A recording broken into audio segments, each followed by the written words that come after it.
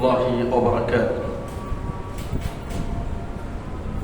كل الحمد لله والصلاة والسلام على نبي المجتبى وأحمد المصطفى صلى الله تعالى عليه وآله وصحبه وأزواجه وأهل بيته وعفاته أجمعين دائما أبدا أبدا إلى يوم الدين. أعوذ بالله من الشيطان الرجيم. بسم الله الرحمن الرحيم. إياك نعبد وإياك نستعين. وقال تعالى في مقام الآخر: يا أيها الذين آمنوا استعينوا بالصبر والصلاة إن الله مع الصابرين. صدق الله العظيم وصدق رسوله النبي الأمين الكريم لمن الشاهدين والشاكرين. کل حمد و ثنا اس مالک حقیقی وحدہ لا شریک کے لیے سزاوار ہے جو ساری خلقت کا پالنہار ہے، جس کے دست قدرت میں کل جہاں کی بادشاہت ہے، جو چاہتا ہے کر گزرتا ہے، اس کے اختیار کو کوئی روک نہیں سکتا. وہ قدیم ہے، ابد الآباد سے ہے اور ہمیشہ ہمیشہ رہنے والا ہے. میں گواہی دیتا ہوں کہ نہیں ہے کوئی معبود برحق لائق عبادت سوائے اللہ جل مجدہ کے، اور میں یہ بھی گواہی دیتا ہوں کہ محمد عربی صلی اللہ تعالی علیہ وآلہ وسلم اللہ کے بندے اور خاص رسول ہے. صلاۃ و سلام نازل ہو ہمارے آقا نامدار حضور تاجدار محمد عربی صلی اللہ علیہ وسلم پر، آپ کی آل پر، آپ کے اصحاب پر. بزرگان دین، برادران اسلام، الحمدللہ عقید ایاک نعبد و ایاک نستعین. اے اللہ، ہم تیری ہی عبادت کرتے ہیں اور تجھی سے مدد طلب کرتے ہیں. اس عقیدے کو راسخ کرنے کے لیے اس کی تفہیمات اور اس کے متقاضی امور پر ہم پچھلے 5-6 جمعہ سے الحمدللہ ایک تبادلہ خیال کر رہے ہیں، اور اس کو مضبوط کرنے کے لیے جو جو نکات ہو سکتے ہیں ہم اس کو جاننے کی کوشش کر رہے ہیں. جب ہم کہہ دیتے ہیں کہ ایاک نعبد و ایاک نستعین، اے پاک پروردگار، ہم تیری ہی عبادت کرتے ہیں اور تجھی سے مدد طلب کرتے ہیں، تو اس مدد طلبی کے لیے بھی بندے کو جیسے نماز دعا ضروری تھی، ایسے ہی صبر بھی ضروری ہے. زبان نے کہہ بھی دیا لا الہ تو کیا حاصل، دل و جاں مسلمان نہیں تو کچھ بھی نہیں، دل سے ہونا ہے. تو صبر جو ہے عمل کے بعد، اقرار کے بعد انتظار، صبر ہی ہے نا. جب ہم اللہ کی عبادت کر لیے، اللہ جل مجدہ سے مدد کے طالب ہو گئے، وہ ایاک نستعین اور تجھی سے مدد مانگتے ہیں، تو جب ہم مدد طلب کریں تو مدد کے آنے تک جو انتظار ہے، جو توقف ہے، جو وقفہ ہے، یہ صبر کا متقاضی ہے. بغیر صبر کے کچھ بھی زندگانی میں نہیں آنے والا ہے. چھوٹا معصوم بچہ جب بھوک لگتی ہے تو اس کا اظہار کس سے کرتا ہوں نے؟ بلک کے رو کے کرتا. تو ماں سمجھ آتی ہے کہ اس کو دودھ کی حاجت ہے، ضرورت ہے، تو انہیں روتے سے فوری اس کے پاس دودھ تھوڑی ہوتا، رونے کے بعد اس کو دودھ ملنے تک وقت لگتا.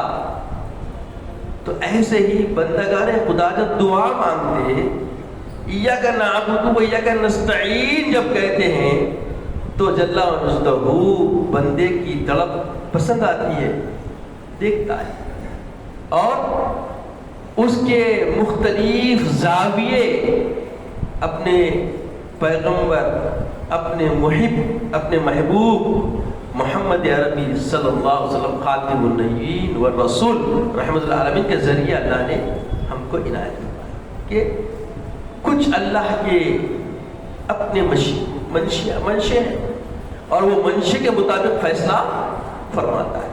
کسی کو مانگتے ہی دیتا, کسی کا مانگنا پسند آیا تو بہت زیادہ اصرار کرنے پہ اس کو مجبور کرتا, اور جتنا اصرار اللہ چاہتا ایسا نوازتا کہ اس اصرار میں پیدا ہونے والی کیفیتوں کو حرم کر دیتا.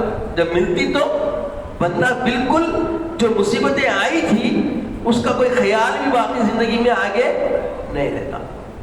اس لیے فرمایا ان مع العسر یسرا فإن مع العسر یسرا. جب ایک مصیبت آتی ہے تو اس کے ساتھ دو راحتیں, اور راحتیں جب آتی ہے تو مصیبت کا احساس کیا ہوتا ہے, بالکل ختم ہو جاتا ہے. تھا یا نہ تھا بندہ بالکل بھول جاتا ہے. دیکھیے کامیابیاں سب یاد رکھتے ہیں, تکالیف کسی کو نظر بھی نہیں آتی اور یاد بھی نہیں رہتا. تو صبر کیا ہے, مصائب پہ صبر کرنے سے بھی اللہ تعالیٰ کی مدد آتی ہے. جزا کو فروغ کرنا نصرت الہی کے منافی ہے. اس سلسلے میں صبر ایوب بندگان خدا کے لیے اعلیٰ نمونہ ہے. صبر ایوب یہ بیضا تو ہمارا, یہ ہے نا پورا, یہ صبر ایوب کے معمولی صبر نہیں ہے, ایک مثال ہے امت محمدیہ کے لیے. کیا ہے, مثال ہے. اور صبر ایوب کو اپنے نمونے حیات بنائے. جو مومن صبر کے ساتھ اللہ جل مجدہ کو پکارتا ہے اور اس سے امداد طلب کرتا ہے تو اس سے اللہ تعالیٰ ہر بلا سے نجات دیتا ہے. بلکہ ایسے لوگوں کے ساتھ ہمیشہ اللہ جل مجدہ لگا رہتا ہے. جیسا کہ میں نے خطبے کے بعد آیت کریمہ کی تلاوت کی. اللہ جل مجدہ فرمایا یا ایھا الذین آمنوا استعینوا بالصبر والصلاۃ. اے ایمان والو اللہ سے مدد طلب کرو صبر کے ذریعے اور نماز کے ذریعے. ان اللہ مع الصابرین, کہ بے شک اللہ رب العزت صبر کرنے والوں کی رفاقت میں رہتا ہے, ان کی سنگت میں رہتا ہے. تو یہ تیقن دیا جا رہا ہے, یہ بھروسہ دلایا جا رہا ہے, یہ یقین دہانی کروائی جا رہی ہے کہ صبر کرنے والا تنہا نہیں ہوتا, صبر کرنے والے کے ساتھ اللہ ہوتا. ان اللہ مع الصابرین. اور تلقین کی بھی کلمات یہ آیت کریمہ بنی ہوئی ہوا کرتی تھی پیش کچھ زمانہ پہلے, کہ جب کوئی کسی سے اپنی رودات بیان کرتا تو سب سے پہلا جملہ سامعی متکلم کا, تلقین کرنے والے کا یہ ہوتا ہے ان اللہ مع الصابرین, صبر کرو بھائی اللہ کام ہے. یہ ہوا کرتا تھا.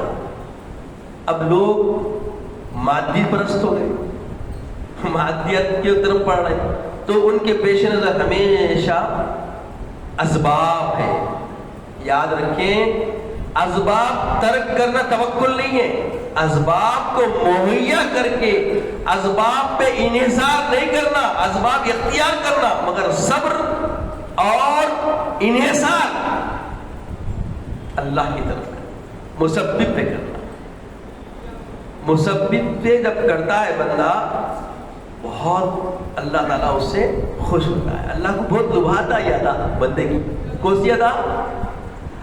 اسباب پورے مہیا ہونے کے بعد بھی اسباب پہ انحصار نہ رہے, اسباب پورے حاصل کرنے کے بعد بھی اس پہ تکیہ نہ کر لے, بلکہ طالب رہے کہ مولا یہ اسباب تو مہیا ہوئے ہیں مگر اس میں نجات و کامیابی سرخروئی تیری عنایت کے بغیر نہیں ہے, اس کی سرفرازی اور کامیابی کا پورا معاملہ تیرے سپرد ہے, تیرے بغیر ہونے والا نہیں ہے. یہ یقین, یہ عقیدہ ہے ایاک نستعین, اے اللہ ہم تیری ہی مدد طلب کرتے ہیں. سارے اسباب بنا لیے, سب کچھ کر لیے, دکان ڈال لیے, سارا سامان کر دیا, ایڈورٹائز کر دیے, سب کر دیے, پھر بھی مکھیاں بھی نہیں آ سکتے, امکان ہے نہیں ہے.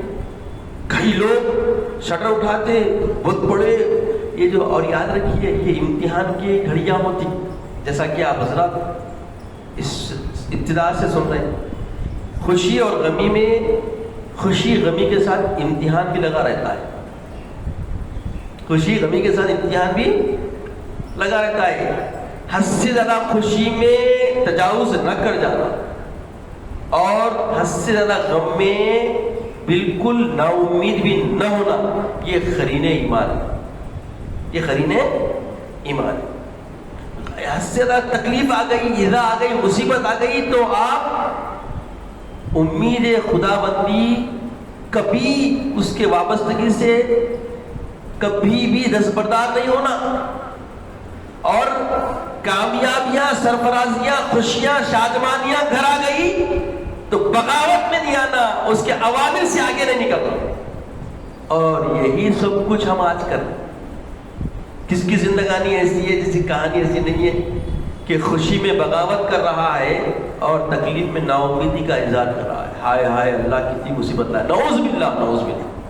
یہ کلمہ کفر کی طرف چلا جاتا بندہ ایسے. اور جب خوشیاں آ رہی ہے، نماز کا وقت ہو گیا، پورے شادمانی، پورا گھر خاندان گھوم پہ پڑے ہوئے، نمازیں ضائع ہو رہی ہے، ذری بھی شکن پیشانیوں پہ کس کی بھی نہیں ہے کہ بھئی کیا ہو رہا، کتنا بڑا نقصان ہو رہا. احساس بھی نہیں ہے، خیال بھی نہیں ہے، تصور بھی نہیں ہے، بس ختم. بولیے کیا ہو رہا ہے؟ کہاں ہے ایاک نعبد و ایاک نستعین؟ آپ ایاک نستعین جب بولے اس کی مدد آئی، گھر میں شادمانیاں آئی، خوشیاں آئی، تو اس خوشی میں اس کے عوامل اور اس کی حدود بندی کا کتنا پاس و لحاظ کر رہے ہیں یہ معنی رکھتا ہے. اللہ سبحانہ و تعالیٰ فرماتا ہے کہ میں اپنے مومن بندہ ہوں. یہ اللہ کا نظام ہے، یاد رکھیں. موت اور حیات یہ کہیں کے لیے لیبلوکم ایکم احسن. یہ بندوں کو اللہ بول دیا، یہ زندگی اور موت میں نے آزمائش کے لیے، اور خاص کر جو مومن بندے ہوتے ہیں وَلَنَبْلُوَنَّكُمْ بِشَيْءٍ مِّنَ الْخَوْفِ وَالْجُوعِ وَنَقْصٍ مِّنَ الْأَمْوَالِ وَالْأَنفُسِ وَالثَّمَرَاتِ. میں آزماتا ہوں. یہ اللہ کی عادت کریمہ ہے، قانون ہے اللہ کا. تو جب خوشیاں حد سے زیادہ آ گئی تو بیچ میں وسواس الخناس بہت کام کرتے. کہیں کرو نئے سمداؤں میں بہت معاملہ ہوتا ہے. جہاں جہاں نئے نئے رشتے جڑتے رہتے وسواس الخناس کا عروج ہوتا ہے. شریر ناز بھی بہت ہوتا نہیں. خالو نے تو پھپھا نے تو چچا نے تو کسی کا نہ کسی کا ڈچا رہتا، اور حالات کو ابتر کرنے کی کوشش انہوں کرتے تھے. انہوں بھلائی کے لیے آتے، تمہاری بھلائی کسی اور کی برائی. یہ فطرت انسانی ہو سکتی کیونکہ نفس انسان کے اندر ہے.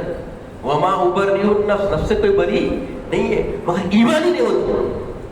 مگر ایمانی بات سمجھے، انسانی ہے کیونکہ انسان کے بارے میں آیا وما ابرئ النفس ان النفس لامارۃ بالسوء.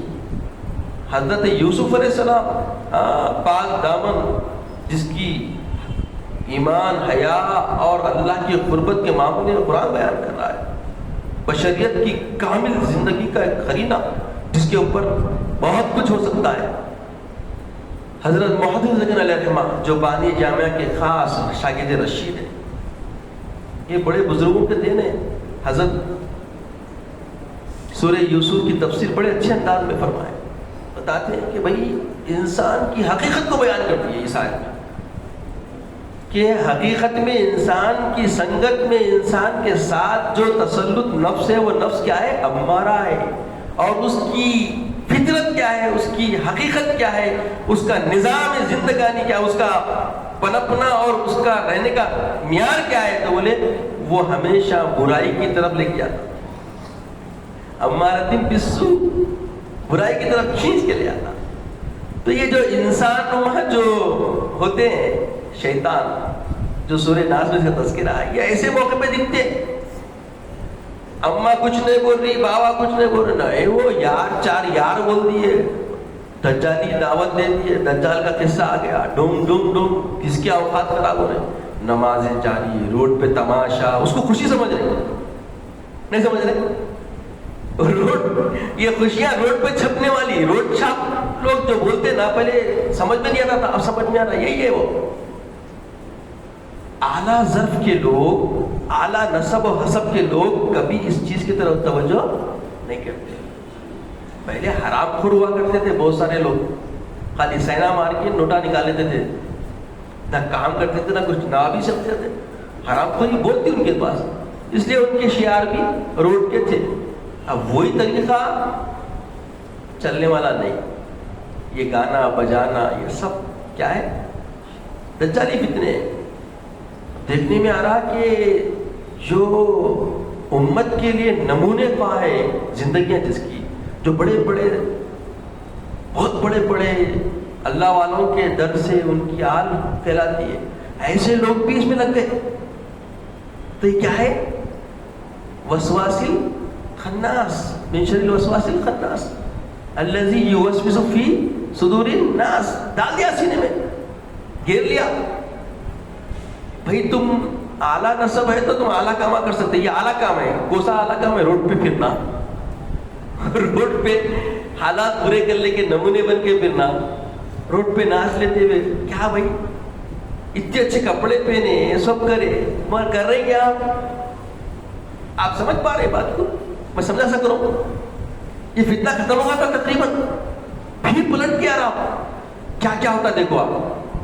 اس میں شر ہونے کا خویم کا، لینڈ آرڈر خراب ہونے کا رہا تو پھر دوسروں سے بھی تکلیف. تحفظ کرنے والے وہ لوگ بھی آپ کے لیے باجا بجا رہے تھے آپ کا، چلو اس سے بھی نکل گئے.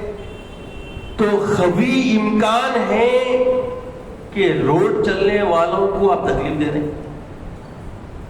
ردی برابر ایسا کچھ نہیں ہے، بہت بڑا فرق آتا.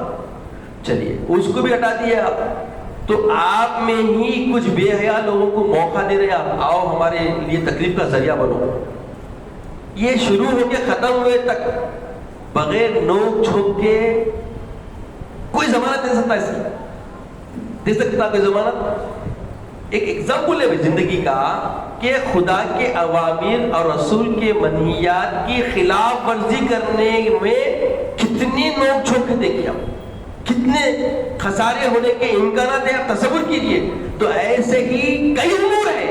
یہ ایک امر میں آپ کو تفہیم کے لیے پیش کر رہا ہوں. ایسے گھر میں بہت ساری خرافات دیکھنے میں آیا. کئی قصے ہو گئے کہ نکاح ہونے والا کسی اور سے تھا، وہ کسی اور سے گیا. وہ انگلی پکڑنے کی رسم بڑی ڈینجر ہے. جو بے پردہ ہوتے ابھی بھی ختم نہیں ہوئی. اتنا بولے اگر آپ اٹھا کے دیکھیے پیچھے تو میرے درسوں میں، جمعہ کے بیانات میں بھی بہت جگہ پہ میرے بیانات ہیں، زمانے سے میں بولتے ہوئے آ رہا ہوں، مگر پھر بھی کمی زیادہ ہوتی نظر نہیں آ رہی. ذرا اور اچھا ماڈل کر دیے. پہلے گھروں میں ہوتے تھے، اب شادی خانے لے کے کرتے. دیکھیے آپ، ترقی ہے یہ زوال ہے؟ ترقی ہے یا زوال ہے؟ وہ ایاک نستعین میں رہے. اللہ کی مدد طلبی ایسے لوگوں کو ملیں گی کہ اللہ تعالیٰ سے مانگے خوشیاں، اللہ نواز رہا ہے، اولاد کے لیے بہترین جو ہے نا ذریعہ بن رہا ہے، اور اولاد کامیابی کی راہ پہ جگہ میں بڑھ رہی ہے، اور خسارے اسی کی دی ہوئی نعمتوں کے ذریعے آپ سمیٹ رہے.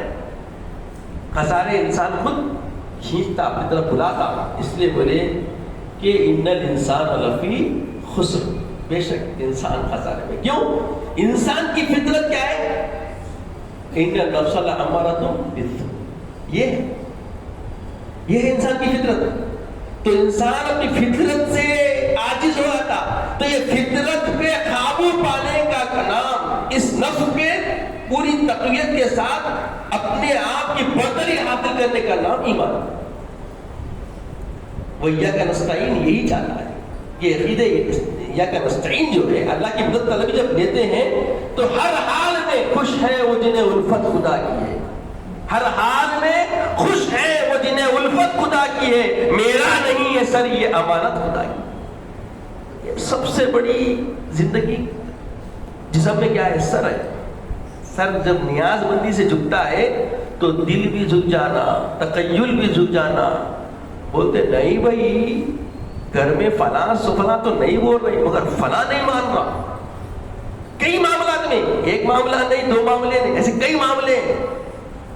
اللہ والوں سے پوچھتے، اللہ والوں سے جانتے، پھر بھی بہت مشکل ہے عمل کرنا کرتے۔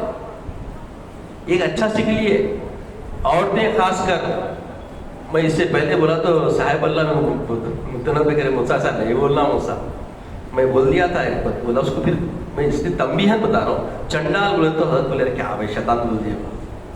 حقیقت ہے یہ، میں نہیں بول رہا ہوں، دیکھو قرآن خود بول رہا نا، من شر الوسواس الخناس۔ لوگوں میں بھی کیا ہوتا ہے، یہ سینے میں ڈالتا تو لوگ خود جو ہے نا رب الناس کس کو بولے، رب کے معنی پالن ہار کے، تو لوگوں میں بھی رب الناس ہوتے ہیں۔ یہ قرآن بول رہا نا، یہ کیا ہے، خود کو میں بول کے جو آتے نا، آ کے پورے جنے خاموش، ارے نہیں بھائی بڑی شخصیت ہے، بڑی شخصیت کیا کر رہی، فتنہ پیدا کر رہی، اللہ رسول کے خلاف لے کے جائے، اللہ رسول کے خلاف کامہ کرنے پہ ابھار دی، یہ شر نہیں ہے۔ تو اس کے اندر کچھ عورتیں کیا کرتی معلوم، ارے کرنا پڑتا، نہیں کرو تو کیسا، ان کے سامنے ناک کٹ جاتی، ہاتھ کٹ جاتا، پاؤں کٹ جاتا، عجیب عجیب باتیں ہوتی۔ اب اس کے خاطر تیش میں آ کے نہیں کرنے والا بھی کرنے پہ مجبور ہوتا۔ اللہ والوں کی جتنی باتیں سیکھ کے گیا مسجد میں سے، وہ مسجد میں رکھو بھائی، گھر میں رکھو، اللہ مسجد کو نہیں کو آیا رے باپ، گھر امن و امان میں رہنا، گھر والے اللہ کی برکتوں رحمتوں کے معمور ہو جانا، گھر والوں کو اللہ کی حمایت نصیب ہونا۔ یا کا نستعین بولنے کے لیے مسجد میں آیا، اور یہ یا نستعین بول رہا، جب نستعین مل رہی ہے تو گھر میں جا کے بغاوت کرا، یہ چھوڑا نا، ایسا ہو رہا نہیں ہو رہا۔ اب بہت ہو گیا تو بڑی بات کیا بولتے تھے معلوم بھائی، دین کی بات رکھو کرو، بولو کیا باتیں کر رہی، تلوار سے تیز ہے، بال سے زیادہ باریک ہے، یہ اچھی کہاوت ہے ہمارے حیدرآباد میں، بولتے نہیں بولتے ایسا، جب بات آ گئی عمل کرنے پہ کوئی آ گیا اور عمل پیرا ہونے کے لیے مضبوط بھی ہو گیا اور اچھی گریپ لے لیا، تو اس گریپ کو توڑنے کے لیے آخری حربہ ہوتا، دین پہ پورے چلتے کرتے، اب اس کی کمزوریاں گنتے، کیا کمزوری ڈھونڈتے، گھر والوں کو معلوم رہتا، صبح شام ہر چیز سامنے ہوتی، تو بولتے فلاں وقت پہ دین یاد نہیں آیا، فلاں کام میں دین یاد نہیں آیا، فلاں کام میں دین یاد نہیں آیا۔ ارے بھائی ہر کام میں دین لانا ہے، اس کے لیے تانا مارے تو دین بنتا کیا؟ ہر حال میں خوش ہیں وہ جنہیں الفت خدا کی، تو اللہ تعالیٰ سے جو الفت پالے تھے وہ ہر حال میں کیا ہوتے، خوشی منا، ان کو غم میں بھی راحت ملتی، معلوم آپ۔ اور جب یہ من کان للہ کان اللہ لہ، جو اللہ کا ہوتا اللہ اس کا ہو جاتا۔ اب بہت سارے لوگ بولتے ہیں یہ کتاب وہ اتنا سن لو، میں زندہ مثال پریکٹیکل کر کے دیکھ لو، اگر کوئی چیز تمہاری گم ہو گئی، فوری نہیں مل رہی، تو قرآن کی بہت ساری آیتیں انا الیہ راجعون پڑھائی، ان سب میں زیادہ اثر انداز جو میں دیکھا من کان للہ کان اللہ لہ کے تحت، اس کی تفسیر میں یہ بات بتاؤں گا میں، یہ بات مانے کوئی نہ مانے مگر کر کے دیکھو، اس کے بعد بولو۔ گم گئی تو اتنا ہی بولو یہ جو چیز گم گئی ہے محبوب اللہ کے میں حوالے کر دیا، محبوب اللہ کو بھیج دیا۔ محبوب اللہ کون؟ وقت کے قطب، غازی پورے میں آپ چلے گئے تو بہت بڑا ان کا مرکز ہے، مرجع خلائق مزار ہے۔ آپ خالی اتنا یقین ظاہر کر دیجیے اپنے آپ میں، سوچ لیجیے بھائی یہ جو چیز گم گئی محبوب اللہ، آپ یقین مانے 3 دن کے اندر وہ چیز آپ کے ہاتھ میں نہیں رہی، جب بہت عملی طور پہ کر کے دیکھو۔ تو یہ جو اللہ تک رسول جو فرمایا من کان للہ کان اللہ لہ، جو اللہ کے لیے ہوگا اللہ اس کا ہو جاتا۔ تو یہ چیز عملی طور پہ زندگیوں میں ہم دیکھ رہے ہیں۔ تو وہ ایاک نستعین کا زمرہ ذات الہ سے جڑنے کا بہت وسیع ہے، بہت وسیع ہے۔ اس کو محدود کر کے دیکھنے والے کمزور علم ہیں، کمزور ایمان کے لوگ ہیں۔ اللہ تعالیٰ ایسی وسعت دیا ہے اس کے اندر کہ اللہ تعالیٰ اپنوں کے ذریعے بھی معاملہ کرتا ہے تو وہ اللہ ہی کرتا ہے، اللہ ہی کرتا ہے۔ اب جب محبوب اللہ کو بھیجے تو محبوب اللہ کون؟ مخلوق خدا ہے، مگر اللہ تعالیٰ ان کے نام سے نسبت جوڑنے کے بعد وہ چیز لوٹنے پہ مجبور کر دیتا ہے۔ یہ ہمارا عقیدہ ہے، بات سمجھ رہے؟ تو عزیزوں اور بزرگوں، ایک آخری سیکھ باقی رہ گئی، توکل. کیونکہ وقت ہمارا ساتھ چھوڑ دیا ہے. انشاءاللہ آنے والے جمعہ میں ہم اپنا اس مضمون کو جو نا، اس عنوان کو انشاءاللہ توکل پہ مکمل کر لیں گے. تو آج ہم کو صبر کی بنیادی حقیقت سے آشنائی ہو گئی کہ روزمرہ زندگی میں صبر کیسے اختیار کرنا ہے. ویسے صبر ہو تو لوگ کیا سمجھتے ہیں معلوم، جو چیز ناممکن ہے نہیں ملی تو، اور نہیں ملی ہم صبر کر رہے ہیں. ایسا نہیں ہے. ناممکن کی صبر نہیں، ممکن ہونے والے حالات بھی نہ ہو تو صبر ہونا. ابھی آپ سنیں نا، ایاک نستعین جب بولے بات، جو چیز آپ طلب کرے مالک سے وہ آپ کے ملنے تک آپ کو یقین ہے نا کہ میں بول دیا رب دیتا، رب دیتا. یہ یقین، اور یہ یقین کی منزل میں صبر کے بغیر اس میں مکمل نہیں ہو سکتے. تو اس کی اکملیت کے لیے، اس کی کاملیت کے لیے صبر ضروری ہے. اب دیکھیے بانی جامع نظامیہ صبر کے ایک بہت زبردست مینارے ہیں. آپ ان کی زندگی میں کتنا صبر ہے معلوم. اللہ اکبر. اپنا مقام چھوڑ دیے، اپنا خاندان چھوڑ دیے، اور جو جامعہ، اتنے بڑے بڑے جامعہ، دائرۃ المعارف سب بنائے، کہیں پہ بھی اپنے متعلقوں کو انوالو نہیں کرے.